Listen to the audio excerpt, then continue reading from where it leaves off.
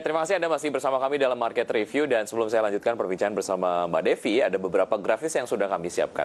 Di antaranya adalah mengenai proyeksi pendapatan bisnis online di Asia Tenggara di tahun 2025. Kita lihat ini datanya cukup menarik pemirsa ya. Untuk Vietnam sendiri diproyeksikan bisa mencapai angka 24,4 miliar US dollar. Setelah Vietnam ada Thailand di 21,4 miliar US dollar, dan Indonesia nampaknya paling tinggi secara proyeksi pendapatan online di Asia Tenggara di tahun 2025 sebanyak 48,3 miliar US dollar.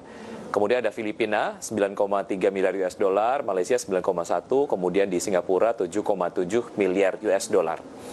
Dan berikutnya ada data mengenai 5 sektor startup yang paling terdampak pada saat pandemi. Di antaranya adalah tentu saja ada perjalanan, kemudian ada perumahan, media, marketplace atau platform, dan juga ada food tech atau retail. Kami kompilasi datanya dari Tech in Asia. Baik, kita lanjutkan perbincangan bersama Mbak Devi Natasha, VP of Operations and Innovation iClean Group. Tadi Anda sempat sampaikan, Mbak Devi, pada saat misalnya permintaan dari hand sanitizer misalnya gitu sedang tinggi-tingginya, namun kemudian supply dari produknya sendiri ataupun mungkin bahan mentah dari produknya sendiri ini juga ada keterbatasan di sisi supplier. Nah, gimana sebetulnya iClean pada saat itu dapat melalui itu, dan strateginya waktu itu seperti apa, Mbak Devi? Waktu itu kita benar-benar mencari apapun stok yang ada di market. Kita memilih sendiri supplier untuk raw material, kemudian packagingnya, karena kita biasanya beli dalam bulk besar. Nah, ketika semua supplier itu habis, benar-benar habis, dan mereka nggak punya stok, otomatis saya berpindah ke marketplace. Saya minta tim saya untuk coba deh cari di segala macam website yang bisa kamu temuin, itu ada produk yang sama buat kita nggak untuk tutupnya. Kemudian cek ke mereka ada quantity berapa dan harga berapa. Otomatis terakhir saya yang memilih beli di harga berapa, kemudian nego di harga berapa, seperti itu. Sampai akhirnya ya yang kemudian Anda tadi sampaikan bahwa walaupun memang kondisinya cukup challenging dalam hal supply-nya, tapi ketika didistribusikan kepada konsumen secara harga tidak ada peningkatan yang signifikan, atau tetap ada kenaikan?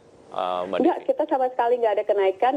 Hanya kita kalau kita main ke Modern Channel, kita kan ada supply ke Watson atau ke Guardian, itu kita hanya take out diskonnya aja. Jadi kalau kita punya, biasanya kan ada program buy one tambah 1.000 dapat 2, kemudian ada diskon 15%, itu saya bilang ke tim ke sales bahwa kalau nggak gitu di take out aja diskonnya, karena kita sudah lumayan suffer di margin kan, harus beli dengan harga yang lebih premium dibandingkan biasanya, tapi kita komitmen nggak mau naikin harga. Maka jalan satu-satunya adalah kita kurangin aja diskon ya. Untuk semasa pandemi itu nggak ada diskon sama sekali untuk produk kita. Baik, ya kita tarik ke belakang Mbak Devi pada saat Anda dan juga tim lah ya memulai bisnis ini. Waktu itu seperti apa, proses persiapannya seperti apa yang paling fundamental lah yang disiapkan untuk bisa kemudian masuk ke industri yang bergerak di sektor sanitasi ini? Banyak hal ya yang perlu dipersiapkan. Otomatis itu membutuhkan waktu yang cukup lama dengan proses yang cukup kompleks, terutama ketika kita masuk ke market dengan produk di mana yang heavily regulated, gitu kan. Karena kan produk-produk seperti ini kita harus pergi ke beberapa kementerian untuk memiliki license penjualan di market gitu. Nah, otomatis dari awalnya sendiri kita kalau dirunut di belakang sih R&D, kemudian sourcing packaging, desain, konsep produk, itu bisa sekitar 6 bulan sendiri. Kemudian setelah produknya sendiri stabil, kita kontak dengan toll manufacturing.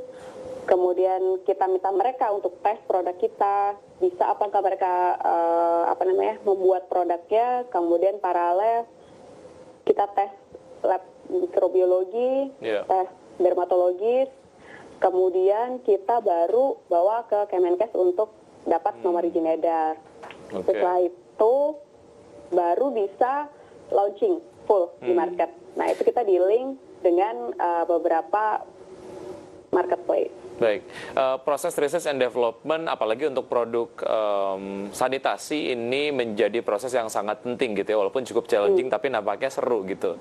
Nah, apa sih yang kemudian membuat Anda dan juga tim tetap konsisten untuk dapat melakukan research and development yang tingkat compliance-nya ataupun mungkin tingkat keketatan dalam hal kualifikasi produknya dan lain sebagainya itu harus betul-betul terjaga gitu karena berkaitan dengan image dan lain sebagainya. Seperti apa?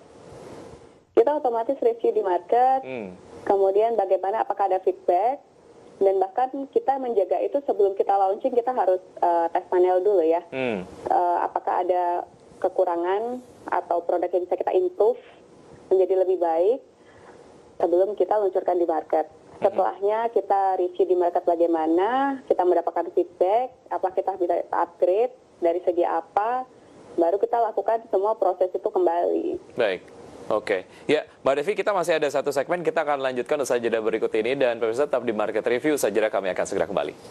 Oke.